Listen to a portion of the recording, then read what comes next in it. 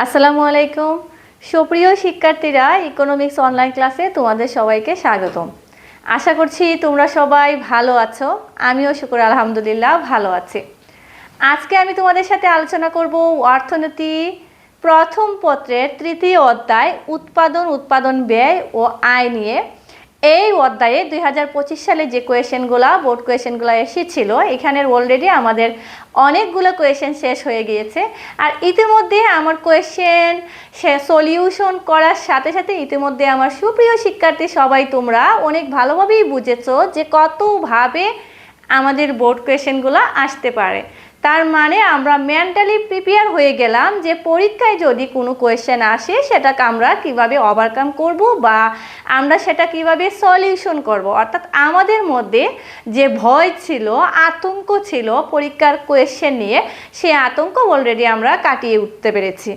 তো যেটা আমরা ক্লাসেও কিন্তু করাই, ক্লাসেও আমরা যে বোর্ড কোয়েশ্চেনগুলো সলিউশন করি বা তোমরা আমার সামনে যে বোর্ড কোয়েশ্চেনগুলো যদি কোনো সমস্যা থাকে যারা নিয়ে আসো, তখন তোমাদের যখন ফার্স্টে তোমরা আসো যে মিস এটা কিভাবে হলো, এটা এত কঠিন কেন, এটা আনসার আমরা কিভাবে করব।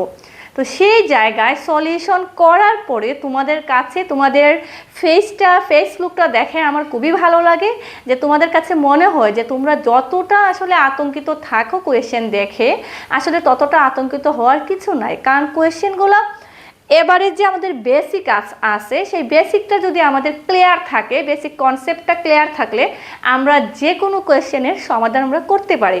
তবে শুধু আমাদের ব্রেইনটাকে কাজে লাগাতে হবে।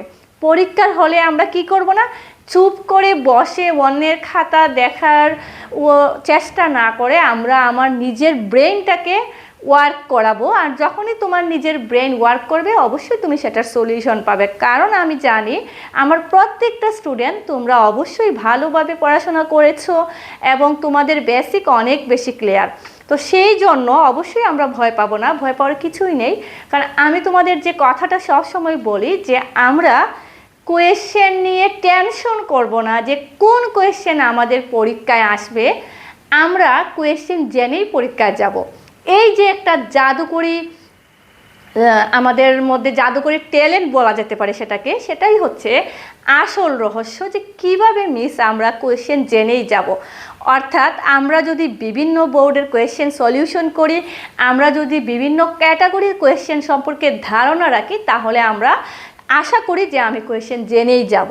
আর এর মধ্যে যে সেকেন্ড রিজনটা হচ্ছে যে আমরা সাধারণত জানি, আমি ধরো তুমি ঢাকা বোর্ড থেকে এক্সাম দিচ্ছ, ঢাকা বোর্ডে গত বছরে যে টপিক্সটা এসেছে অবশ্যই পরের বছরে সে টপিক্সটা 99% আসে না। যদি 1% রিস্ক থেকে যায় যে কখনো কোয়েশ্চেন রিপিট করে ফেলে, 5% 100% কোয়েশ্চেনের মধ্যে 5% 2% অনেক সময় রিপিট হয়ে যায়।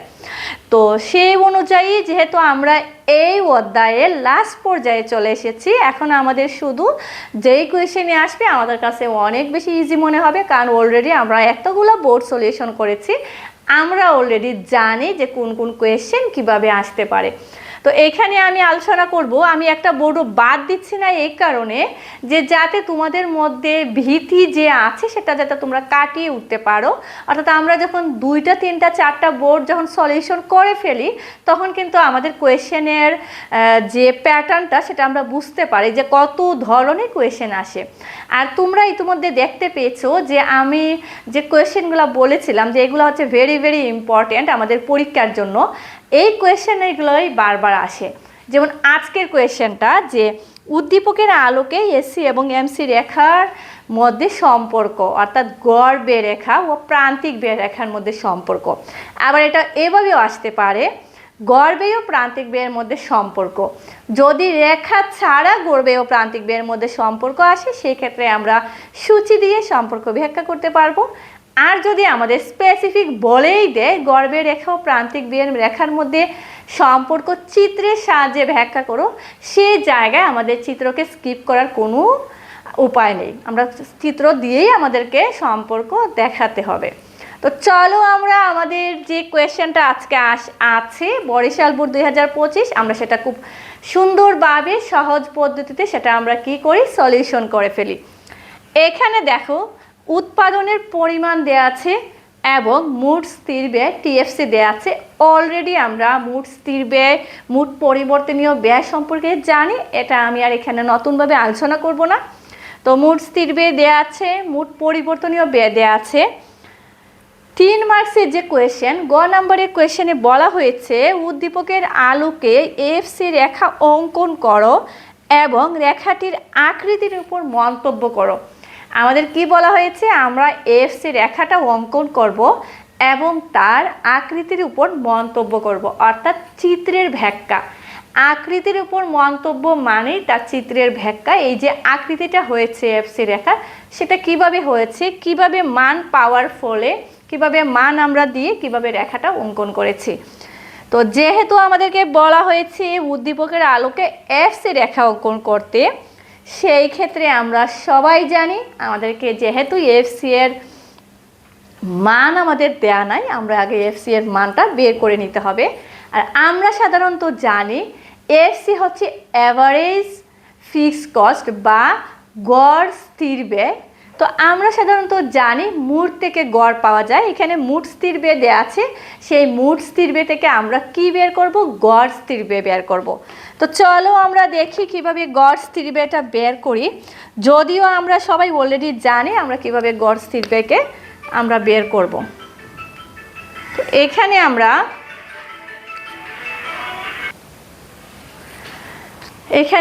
গড় স্থির ব্যয় হচ্ছে, আমরা এটাকে এএফসি মানে হচ্ছে অ্যাভারেজ ফিক্সড কস্ট বা গড় স্থির ব্যয়।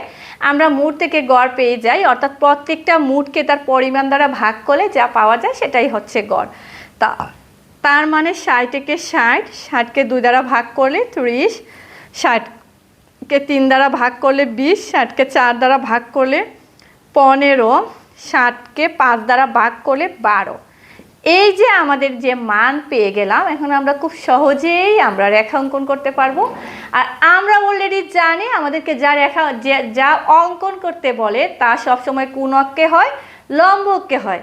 সেজন্য আমার কোনো শিক্ষার্থী অবশ্যই পরীক্ষার হলে ভুল করবে না বা কনফিউশনে থেকে 4-5 মিনিট ওয়েস্ট করবে না যে আমি লম্বকে কি ধরবো, ভূমি অক্ষে কি ধরবো। অর্থাৎ যে রেখা অঙ্কন করতে বলে সেটাই লম্ব অক্ষে হয়, আর কোন কোন রেখা অঙ্কন করতে বলে সেটাও তোমরা সাধারণত জানো। তো আমরা যদি গড় স্থির ব্যয় রেখা আমরা অঙ্কন করতে চাই, তাহলে আমাদের ভূমি অক্ষে হবে উৎপাদনের পরিমাণ এবং লম্ব অক্ষে হবে এফসি বা গড় স্থির ব্যয়। আমি এফসি শর্টকাট করে লিখলাম। তো এখন দেখো আমাদের এইখানে গড় স্থির ব্যয় শুরু হয়েছে 12 থেকে এবং সর্বোচ্চ হচ্ছে 60 বা 60।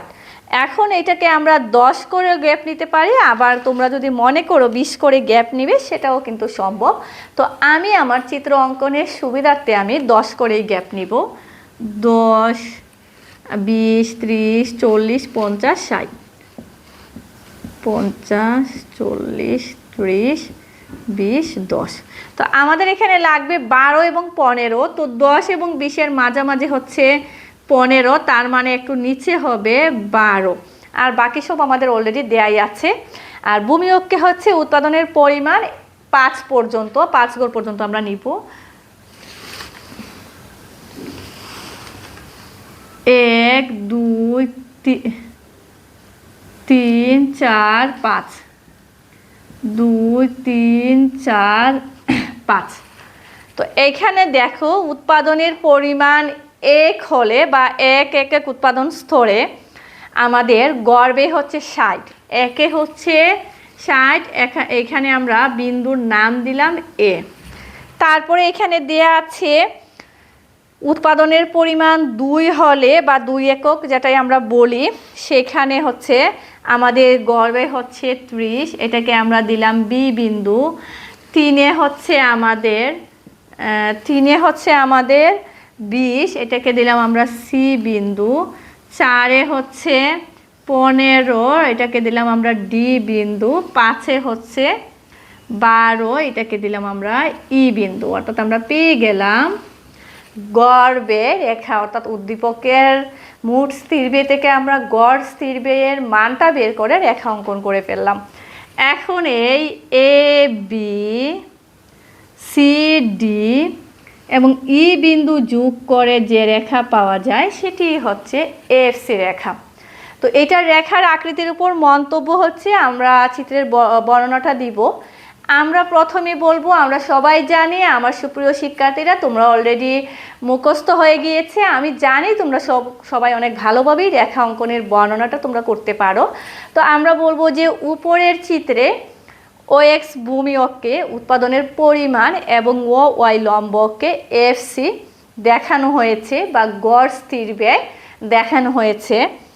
উৎপাদনের পরিমাণ আমরা এখানে দেখতে পাচ্ছি, উৎপাদনের পরিমাণ 1, 2, 3, 4 ও 5 হলে গড় স্থির ব্যয় যথাক্রমে 60, 30, 20, 15 ও 12 হয়, যা এ বি সি ডি ও ই বিন্দু দ্বারা দেখানো হয়েছে। এখন এই এ বি সি ডি ও ই বিন্দু যোগ করে যে রেখা পাওয়া যায় সেটি হচ্ছে উদ্দীপক থেকে অঙ্কিত গড় স্থির ব্যয় রেখা।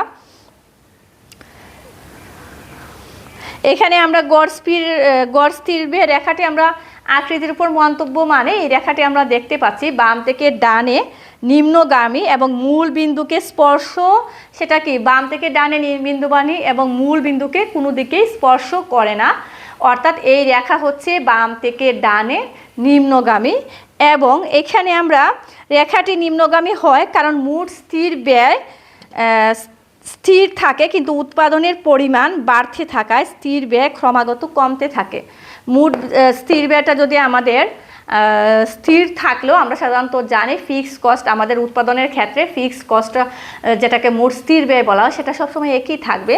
এবং কিন্তু উৎপাদনের পরিমাণ বাড়ার সাথে সাথে আমাদের কি গড় ব্যয় কী হয়, আমাদের মোট ব্যয় বাড়তে থাকে, আর মোট ব্যয় বাড়ার সাথে সাথে আমাদের কি গড় ব্যয়টা কমতে থাকে। অর্থাৎ আমাদের মোট স্থির ব্যয় স্থির থাকা অবস্থায় উৎপাদনের পরিমাণ বাড়তে থাকায় আমাদের গড় স্থির ব্যয় আস্তে আস্তে ক্রমাগতভাবে কমতে থাকে, যার কারণে গড় স্থির ব্যয় রেখা বাম থেকে ডানে নিম্নগামী হয়। তো এই হচ্ছে আমাদের উদ্দীপকের আলোকে এফসি রেখা অঙ্কন। তারপরে আমাদের ঘ নাম্বারে যেটা আছে, উদ্দীপকের আলোকে এসি ও এমসি রেখা অঙ্কন করে এদের মধ্যে সম্পর্ক ব্যাখ্যা করো। অর্থাৎ আমরা এসি এবং এমসি রেখা অঙ্কন করব একই চিত্রে, একই সাথে এসি এবং এমসি রেখা অঙ্কন করে তাদের মধ্যে সম্পর্ক ব্যাখ্যা করব। এর আগেও আমরা এই ম্যাথটা করেছি, তারপরও আমি আজকে আবারও এটা করব, কারণ আগে আমরা যেটা করেছিলাম সেটা হয়তো বা টিসি দেয়া থাকতো, আমরা টিসি থেকে এসি এবং এমসি বের করতাম। এখানে আমাদের টিএফসি এবং টিবিসি দেওয়া আছে, তো সেটা থেকে আমাদের প্রথমে কি করতে হবে, আমরা সাধারণত জানি টিসি হচ্ছে টোটাল কস্ট অর্থাৎ মোট ব্যয়। মোট ব্যয়ের মধ্যে দুই ধরনের ব্যয় আছে, একটা হচ্ছে মোট স্থির ব্যয় আর একটা হচ্ছে মোট পরিবর্তনীয় ব্যয়। তাইলে যদি মোট স্থির ব্যয় এবং মোট পরিবর্তনীয় ব্যয় দেয়াই থাকে আমরা কি করব, আমরা সবাই জানি আমরা প্রথমে টিসি বের করব, তারপরে টিসি থেকে এসি এবং এমসি বের করে রেখা অঙ্কন করব। তাইলে চলো আমরা প্রথমে কি করি, টিসিটা বের করি, তারপরে টিসি থেকে এসি এবং এমসি আমরা বের করে রেখাটা আমরা অঙ্কন করি। এই জন্য আমাদের ঘর নিতে হবে আরও 3টা। আমি একটু ছোট করে নিলাম কারণ আমার চিত্র অঙ্কন করতে যাতে কোনো অসুবিধা না হয় সেজন্য। এই যে আমরা প্রথমে কি করব, মোট স্থির ব্যয় টিএফসি এবং টিবিসি এর যোগফল হচ্ছে টিসি। আমরা প্রথমে টিসিটা বের করে নিব। টিসি বের করার পরে তো টিসি হচ্ছে এখানে আমরা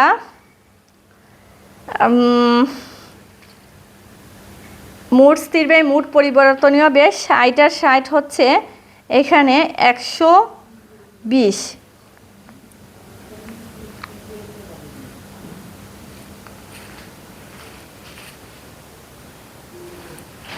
এখানে মোট পরিবর্তনীয় ব্যয় 40 আছে, আমার একটু ভুল ছিল, এখানে আমি 60 লিখে ফেলছিলাম।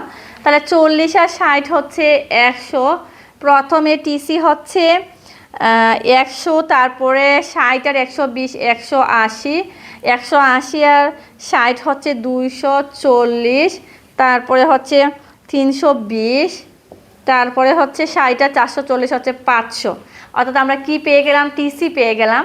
টিসিকে যদি আমরা পরিমাণ দ্বারা ভাগ করি তাহলে আমরা এসি পেয়ে যাব।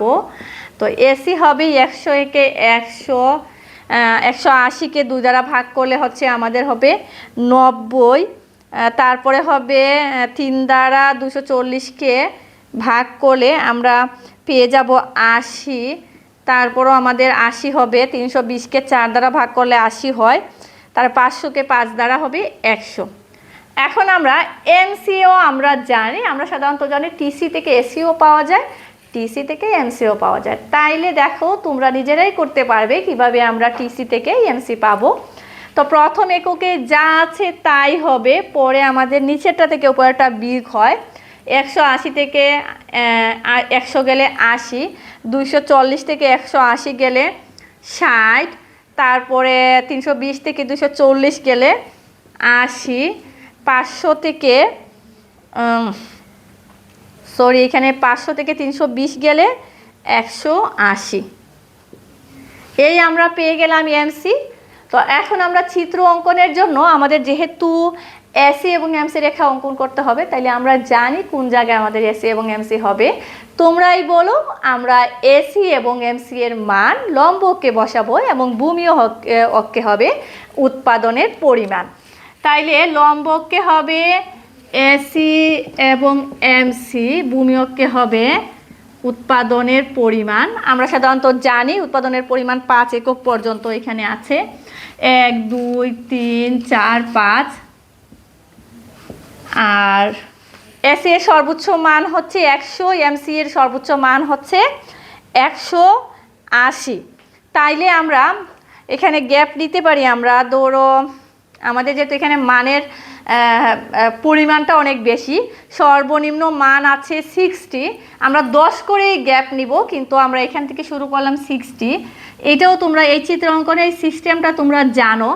আমি গ্যাপ কিন্তু 10 করে নিয়েছি। যদি 10 থেকে আমি শুরু করি তাহলে আমার চিত্রটা অনেক বেশি লম্বা হয়ে যাবে।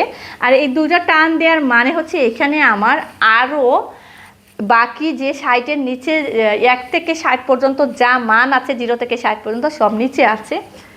এরপরে যে আমি গ্যাপটা নিব একদম অ্যাকুরেট নিতে হবে, 70 80 90 100। 100 কত পর্যন্ত আমাদেরকে নিতে হবে? 180 পর্যন্ত, তবে আমার একটু কম করে নেওয়া দরকার ছিল। 100 110 20 30, আমার এখানে গ্যাপটা একটু কম নিতে হবে। সুপ্রিয় শিক্ষার্থীরা, এখানে তোমরা দেখো আমাদের চিত্র অঙ্কনে একটা নিয়ম এখানে চলে আসছে, যেটা আমরা অনেকেই বুঝি না। আমি কিন্তু 10 করে গ্যাপ নিয়েছি, সেই সুবাদে আমি চাইলে 10 10 করে নিতে পারতাম, 10 20, কিন্তু আমি 60 থেকে শুরু করেছি। কিন্তু কারণ হচ্ছে আমার প্রয়োজন হচ্ছে 60 থেকে, কিন্তু আমি অ্যাভারেজ মানটা ঠিক রাখতে হবে। এখানে দুইটা টান দেওয়ার মানে হচ্ছে নিচে আমার আরও সংখ্যা আছে, কিন্তু 60 থেকে যে 70, এখানে প্রত্যেকটা মান আমি 10 করে গ্যাপ রেখেছি। তো প্রথম আমরা গড় বেটা রেখাটা অঙ্কন করব। তো একে হচ্ছে আমার গড় বে হচ্ছে 100, একে 100, এটাকে আমি দিলাম একে 100, এটাকে দিলাম আমি এ বিন্দু। 2-এ হচ্ছে 90, এটাকে আমি দিলাম বি বিন্দু। 3-এ হচ্ছে 80, এটাকে আমি দিলাম সি বিন্দু। 4-এ হচ্ছে তোমার আবার 80, এটাকে আমি দিলাম ডি বিন্দু। 4-এ 80, এটাকে দিলাম ডি বিন্দু। তারপরে হচ্ছে 5-এ হচ্ছে গড় বে 100, এটাকে দিলাম ই বিন্দু।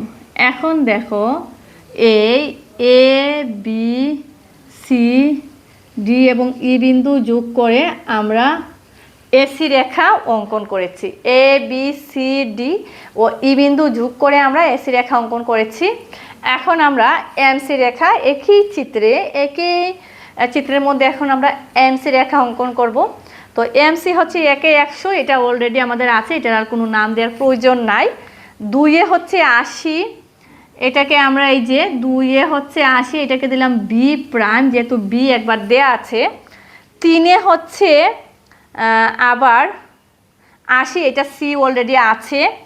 তারপরে 3 এ হচ্ছে 60, এটাকে দিলাম আমি 3 এ 60, এটাকে দিলাম সি প্রাইম। তারপরে হচ্ছে 4 এ হচ্ছে 80, এটা অলরেডি আমাদের আছে। তারপরে 5 এ হচ্ছে 180, 5 এ হচ্ছে এই দেখো কই চলে গেল, 180, এটাকে দিলাম ই প্রাইম। এখন আমরা সেই এ বি সি ডি ওই বিন্দু যোগ করে আমরা দেখি সেটা কই গিয়ে পৌঁছায়। এ তো আছে এ বি, তারপরে হচ্ছে সি, সি ডি এবং ই, এটা হচ্ছে এমসি রেখা। আমরা কি পেয়ে গেলাম? এসি এবং এমসি রেখা আমরা পেয়ে গেলাম। এখন আমাদেরকে এই আগে আমরা যেটা করতাম, আমাদেরকে যখন সূচি থেকে শুধু বলতো যে এসি এমসির মধ্যে সম্পর্ক ব্যাখ্যা করো, সেই ক্ষেত্রে আমরা শুধু সূচি থেকেই সম্পর্ক ব্যাখ্যা করতাম। কিন্তু এখানে যেহেতু চিত্রের মধ্যে সম্পর্ক ব্যাখ্যা করতে বলেছে, কথাগুলো কিন্তু একই, শুধু আমাদেরকে সাজাইতে হবে আমরা কিভাবে সেটা বর্ণনা দিব। তো আমরা প্রথমে বলবো উপরের চিত্রে ওয়াক্স ভূমিয়ককে উৎপাদনের পরিমাণ এবং ওয়াই লম্বককে এসইউএমসি দেখানো হয়েছে। এখন উৎপাদনের প্রাথমিক পর্যায়ে গড় ব্যয় ও প্রান্তিক ব্যয় উভয়ই কমতে থাকে। আমরা কি দেখতে পাচ্ছি? উৎপাদনের প্রাথমিক পর্যায়ে গড় ব্যয় ও প্রান্তিক ব্যয় উভয়ই কমতে থাকে, তবে গড় ব্যয় যে হারে কমে প্রান্তিক ব্যয় তার থেকে বেশি হারে কমে। আমরা এখানে দেখতে পাচ্ছি প্রান্তিক ব্যয় রেখা আরও নিচের দিকে গিয়েছে, অর্থাৎ উৎপাদনের প্রাথমিক পর্যায়ে গড় ব্যয় ও প্রান্তিক ব্যয় উভয়ই কমতে থাকে, তবে গড় ব্যয় যে হারে কমে প্রান্তিক ব্যয় তার থেকে বেশি হারে কমে। কারণ আমরা জানি যে এখানে আমরা চিত্রতে দেখতে পাচ্ছি, আমরা চিত্রতে যা দেখবো সেটাই আমরা বলবো। তারপরে আমরা বলবো, আমরা 3টা ধাপে চিত্রটা আমরা শেষ করে দিব। উৎপাদনের এক পর্যায়ে গড় ব্যয় ও প্রান্তিক ব্যয় কি হয়? গড় ব্যয় ও প্রান্তিক ব্যয় পরস্পর সমান হয়, এবং এইখানে অর্থাৎ আমরা এখানে দেখতে পাচ্ছি ডি বিন্দুতে গড় ব্যয় ও প্রান্তিক ব্যয় পরস্পর সমান, এবং এরপরে তোমার গড় ব্যয় আর নিচে নামবে না, অর্থাৎ এটাই হচ্ছে গড় ব্যয় সর্বনিম্ন স্তর। এরপরে যদি আমরা উৎপাদনের পরিমাণ বাড়াতে চাই, তাহলে গড় ব্যয় ও প্রান্তিক ব্যয় উভয় বাড়তে থাকবে, তবে গড় ব্যয় যে হারে বাড়ে প্রান্তিক ব্যয় তার থেকে বেশি হারে বাড়ে। প্রান্তিক ব্যয় যেমন বেশি হারে কমেছিল, ঠিক তেমনই বেশি হারে বেড়েছে। আমরা এখানে দেখতে পাচ্ছি গড় ব্যয় এই পর্যন্ত আছে এবং প্রান্তিক ব্যয় এইদিকে আরও খারাপভাবে উপরে চলে গিয়েছে। এটাই হচ্ছে গড় ব্যয় এবং প্রান্তিক ব্যয় এর মধ্যে সম্পর্ক। আমি আবারও তোমাদেরকে বলছি, আমরা জানি অলরেডি এই অধ্যায়ের সবচেয়ে গুরুত্বপূর্ণ কোয়েশ্চেন কোনটা, এটা হচ্ছে আমাদের সবচেয়ে গুরুত্বপূর্ণ কোয়েশ্চেন। তাছাড়া আমাদের ক্রমহ্রাসমান প্রান্তিক উৎপাদনও একটি গুরুত্বপূর্ণ কোয়েশ্চেন। তো আমরা ইতিমধ্যে অনেকগুলো ক্লাস করেছি, এই অধ্যায়ের হয়তোবা আর 2টা ক্লাস আমাদের বাকি আছে। ইনশাআল্লাহ আমরা যেভাবে কোয়েশ্চেনগুলো সলিউশন করেছি, আমি আশাবাদী আমার প্রত্যেকটা স্টুডেন্ট খুব ভালোভাবে বুঝেছো তোমরা, এবং এরপর থেকে তোমাদের কোয়েশ্চেন নিয়ে আর কোনো টেনশন থাকবে না। তো তোমরা সবাই ভালো থাকবে, সুস্থ থাকবে, শুকুর আলহামদুলিল্লাহ। আল্লাহ যাতে তোমাদেরকে, আল্লাহর কাছে লাখ লাখ শুকরিয়া যে শীত শুরু হয়ে গিয়েছে। অনেকে গ্রামে আছো, তোমরা ঠান্ডা থেকে চেষ্টা করবে দূরে থাকার, যাতে তোমাদের ঠান্ডা না লাগে, কারণ তোমাদের সামনে হচ্ছে প্রি-টেস্ট পরীক্ষা। তো আজকে এই পর্যন্তই। আল্লাহ হাফিজ, আসসালামু আলাইকুম।